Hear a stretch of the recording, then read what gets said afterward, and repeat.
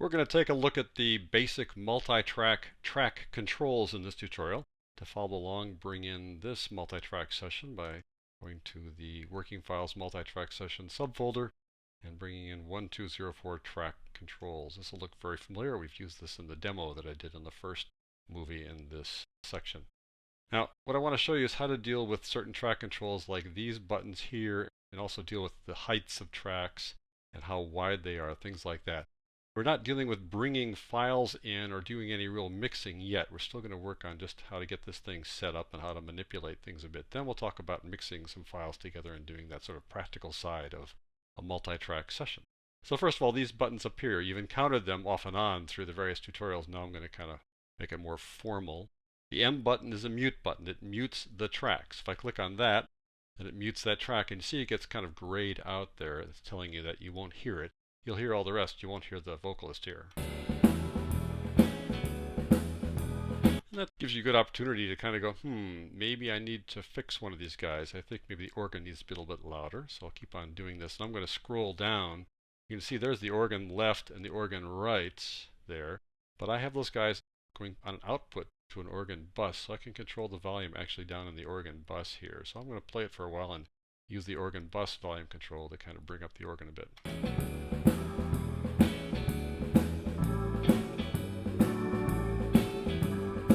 So that gives you an opportunity to just hear the instrumental mix rather than hear the vocalist on top of it. So that's one good use of mute. Solo is the opposite of that. You click on the S button. That solos a track. So I'll solo the vocalist. And then some more. Well, I know how much you wanted me to stay. When you solo a track, it gives you an opportunity to, let's say, listen to the effects. So I could switch over to the effects view by clicking on this button and then open up the Studio Reverb and listen to her alone as a soloist and see if I want to adjust the Studio Reverb, for example. But it just couldn't be that way. Something like that. So that gives you that opportunity. You don't have to solo only one track, even though it's called solo. You can solo multiple tracks. So it's, I guess, a trio now, right? Gave me all your love and then some. Something like that. So you can solo any number of tracks. You can also mute, let's say, all the tracks, or solo all the tracks by using a keyboard shortcut. If you hold down the Shift key, and then on Windows hold down Control, or on Mac hold down Command, and click on one of these two buttons like the M button, that mutes every single track. You'll hear nothing, every single track, just totally blank. You get this readout like something's happening, but you'll hear nothing. So this way you can mute everything and then maybe unmute a couple like this. But when you do this, you're still going to hear nothing. Why is that? Because when you mute everything, you mute the master track as well. Way down here, the master track is muted too, so we'll unmute that, and now we can hear those guys. Said that's what I wanted. Something like that.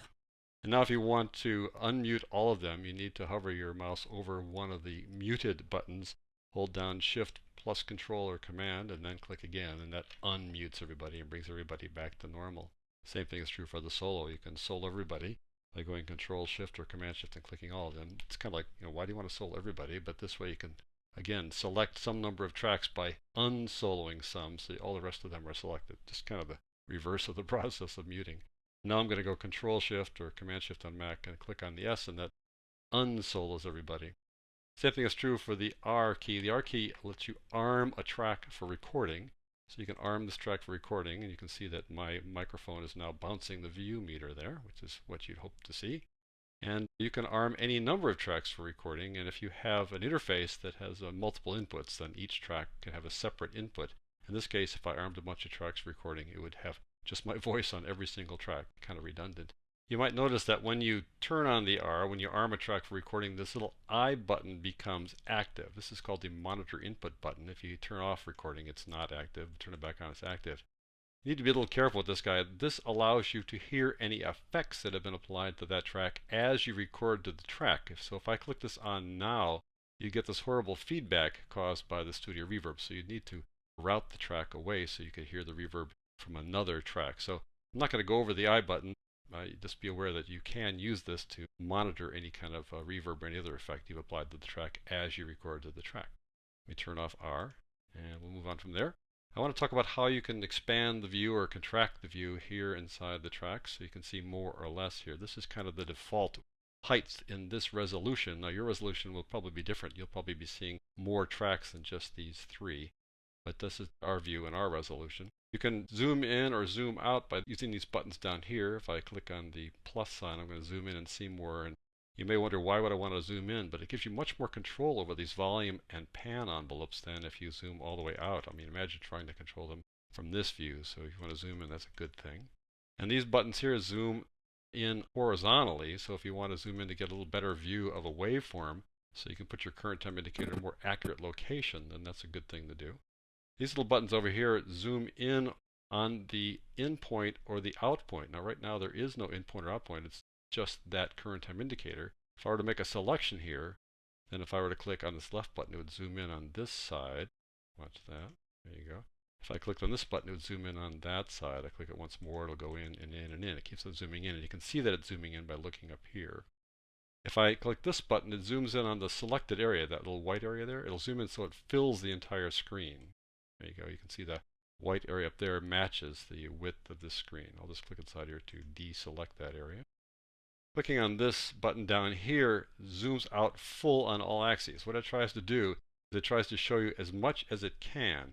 Let's say I only had 3 tracks and I'd zoomed out as far as I could, so they were this high. You'd see only these 3 tracks. If I click on that button over here, nothing would happen. It would stay zoomed out like that. But if I were zoomed way in, let's say, something like this, and I clicked on this guy, then it would try to put as many tracks into the view as it could. Right now it's about 12 tracks. If I had 50 tracks here, it would still show about 12 tracks in this resolution. There's some keyboard shortcuts you can use. Right now if I scroll my mouse button, this scrolls this scroll bar up and down. Let me zoom in a little bit so you can see it better as I go up and down. If I hold down the control key or command key on a Mac and I scroll my mouse up and down, then that zooms in or out wherever my cursor is. So if I put my cursor over here, it'll want to zoom in on my cursor. Watch for this little white marker that says where my cursor is, relatively speaking. And so it just tries to zoom in on wherever my cursor is or out, depending which way I roll my mouse wheel. If I hold down the Alt key in Windows or the Option key in Mac, then that scrolls the view this way. It expands or contracts the track view that way. So that's just a quick way to do that.